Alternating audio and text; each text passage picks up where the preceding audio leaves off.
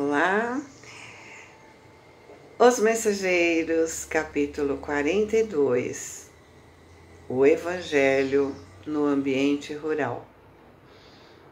Então, André Luiz começa o capítulo dizendo: apagados os comentários mais vivos relativamente ao episódio desagradável. Ele está falando do caso lá do homem e do burro, né? O superior hierárquico daquela grande turma de trabalhadores espirituais perguntou ao nosso orientador com delicadeza: Nobre Aniceto, aproveitando a oportunidade, você poderia interpretar para nós alguma das lições evangélicas ainda hoje? Aniceto aceitou prontamente. Notei que o interesse em torno do assunto era enorme. Com grande surpresa, vi que os servidores do campo traziam ao estimado mentor um livro que não tive dificuldade em identificar. Era um exemplar do Evangelho que Aniceto abriu firmemente, como quem sabia onde estava a lição do momento.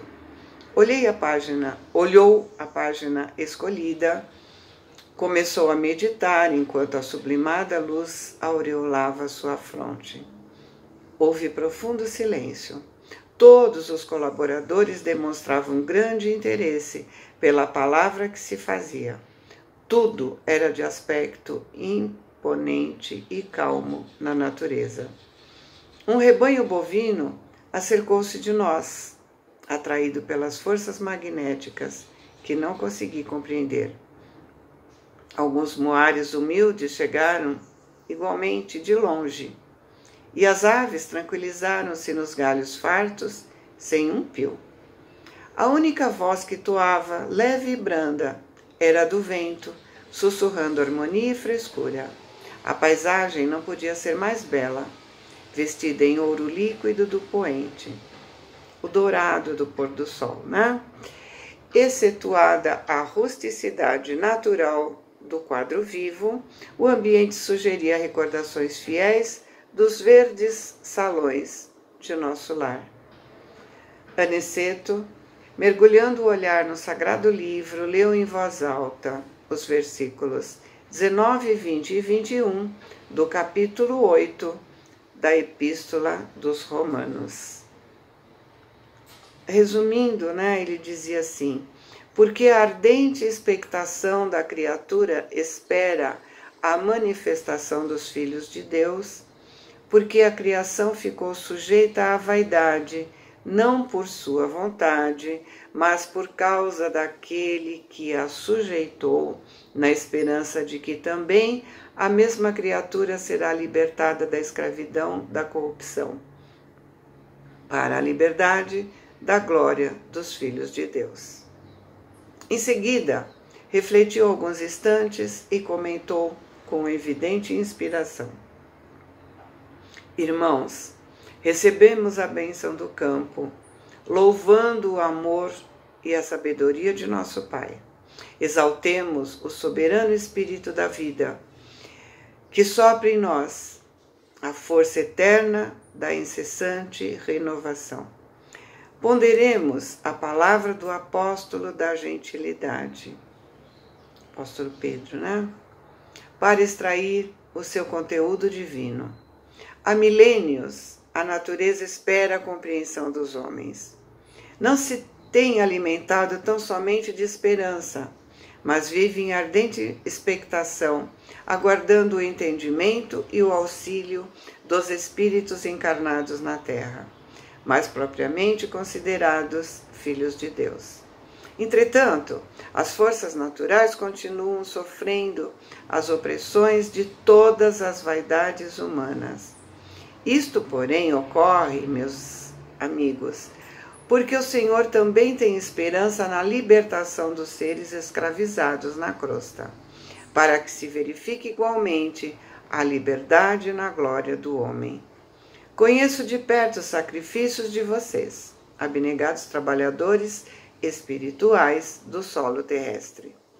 Muitos de vocês aqui permanecem como em múltiplas regiões do planeta, ajudando a companheiros encarnados, acorrentados a ilusões de ganância de ordem material.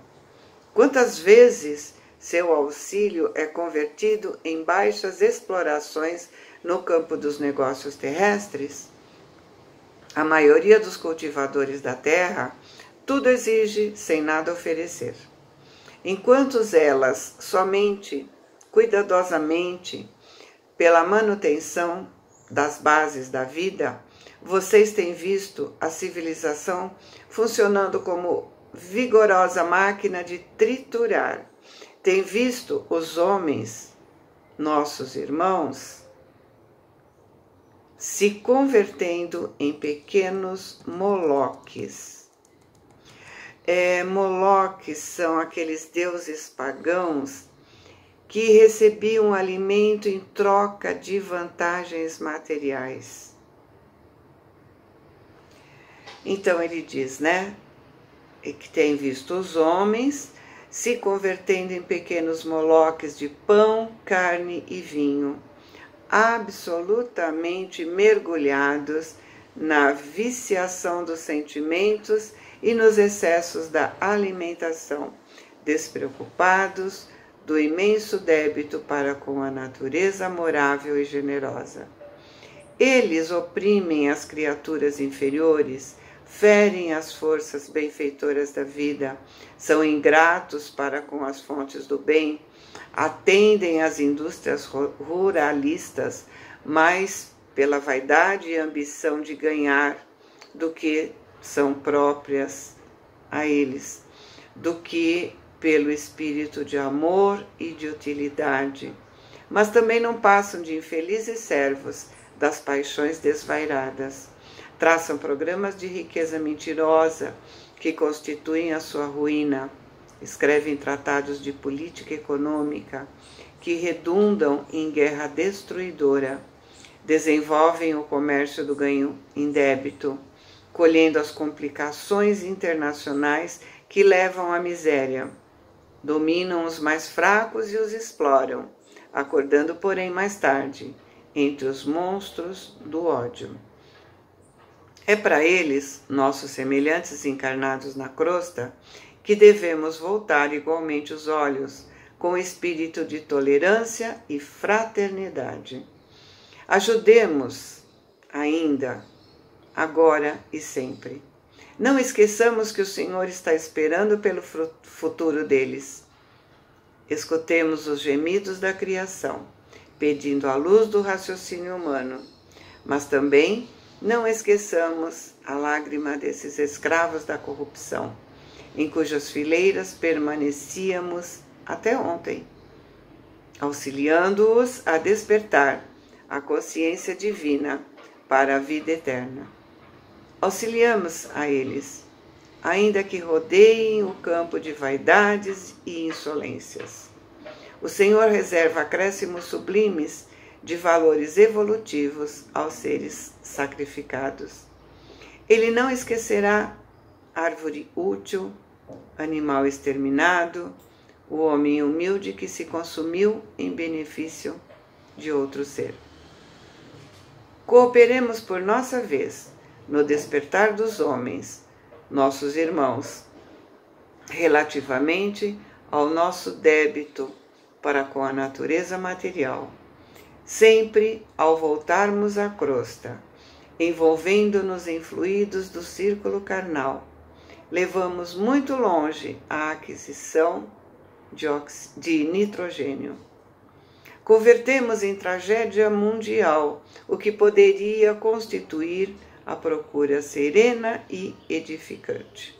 Como sabemos, o organismo algum poderá viver na Terra sem essa substância, o nitrogênio, né? E embora se locomova num oceano de nitrogênio, respirando na média 1000 litros por dia, o homem não pode, como nenhum ser vivo do planeta, se apropriar do nitrogênio do ar. Por enquanto, o Senhor não permite a criação de células nos organismos viventes do nosso mundo que procedam à absorção espontânea desse elemento de importância primordial na manutenção da vida, como acontece ao oxigênio comum. Somente as plantas, infatigáveis operárias do orbe, conseguem retirá-lo do solo, fixando-o para o entretenimento da vida em outros seres. Cada grão de trigo é uma bênção nitrogenada para o sustento das criaturas. Cada fruto da terra é uma bolsa de açúcar e albumina, repleta do nitrogênio indispensável ao equilíbrio orgânico dos seres vivos. Todas as indústrias agropecuárias não representam na essência, senão a procura organizada e metódica do precioso elemento da vida. Se o homem conseguisse fixar 10 gramas aproximadamente dos 1000 litros de nitrogênio que respira diariamente, a crosta estaria transformada num paraíso verdadeiramente espiritual. Mas, se o Senhor muito nos dá, é razoável que exija a colaboração do nosso esforço na construção da nossa própria felicidade. Mesmo em nosso lar, ainda estamos distantes da grande conquista do alimento espontâneo pelas forças atmosféricas ao caráter absoluto. E o homem, meus amigos, transforma a procura de nitrogênio em movimento de paixões desvairadas, ferindo e sendo ferido, ofendendo e sendo ofendido, escravizando e se tornando cativo, segregado em densas trevas. Vamos auxiliá-lo a compreender para que se organize uma nova era. Vamos auxiliá-lo a amar a terra antes de explorá-la no sentido inferior e valer-se da cooperação dos animais sem os recursos do extermínio. Nessa época, o matadouro será convertido em local de cooperação, onde o homem atenderá aos seres inferiores e onde estes atenderão às necessidades do homem, e as árvores úteis viverão em meio do respeito que lhes é devido. Nesse tempo sublime, a indústria glorificará o bem e, sentindo o nosso entendimento, a boa vontade e a veneração às leis divinas, o Senhor nos permitirá, pelo menos em parte, a solução do problema técnico de fixação do nitrogênio da atmosfera.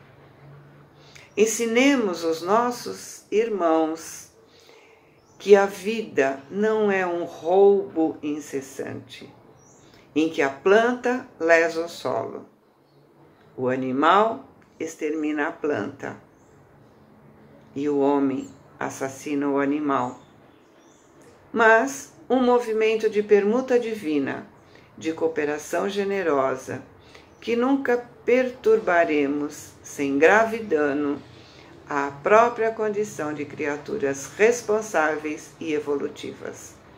Não condenemos, auxiliemos sempre.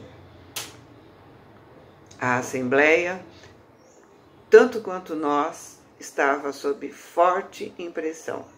Aniceto se calou, contemplou com simpatia os animais e as aves próximas, como se estivesse a endereçar a elas profundos sentimentos de amor.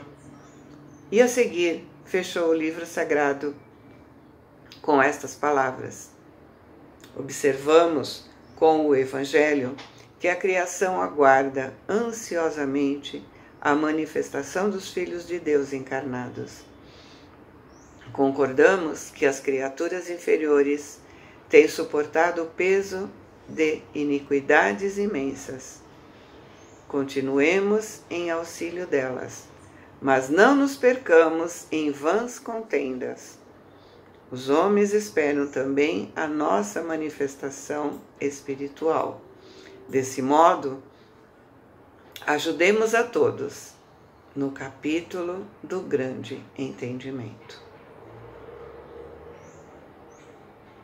Então, observamos que chegaremos a nos alimentar sem matar animais e plantas.